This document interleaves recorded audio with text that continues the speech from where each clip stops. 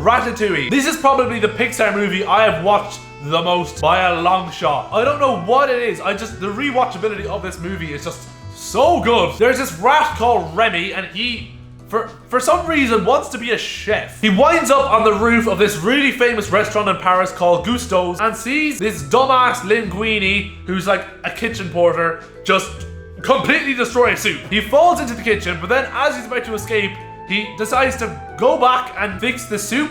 I guess. I don't really know how a rat could do that, but Remy then gets caught cooking by Linguini. Linguini sees this rat just throwing vegetables into the soup. He then captures him, but realizes that Remy can hear him. He can actually understand what he's saying. They come up with a plan. Remy will somehow control Linguini and how to cook, because the head chef, small little dude, I can't remember his name. See, he thought that the soup was made by Linguini, not Remy, the little rat that was in the room, obviously. And all the customers are loving it. So he wants Linguini to stay on as a chef. But obviously it wasn't Linguini that actually cooked it. He was the one that ruined it. Remy, the little rat, is the one that came back and fixed the soup. So Remy the rat, he finds a way to control Linguini by pulling his hair and controlling his hands by doing that. They cook.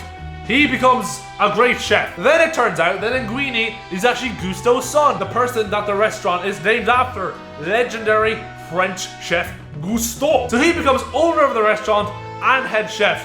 But it's not all clear sailings, because this food critic, Anton Ego, comes into the restaurant and demands a good meal. But then disaster strikes on the night Anton Ego comes into the restaurant. The entire kitchen staff finds out that Remy was the one controlling Linguini all along, and they all walk out. I mean, why the fuck would you stay in a restaurant that has a literal rat in it? Any logical human being at that point would just shut down the restaurant, but no, the entire kitchen becomes run by rats. Rats are literally cooking. Anyway, they get shut down eventually, obviously, because the kitchen is being run by rats. And Linguini opens his new restaurant with Anton Ego as his main customer, because he cooked him some ratatouille that brought him back to childhood. It was quite actually a sad scene, I won't lie. So that's the end of the story. Rats are key to society's food problems.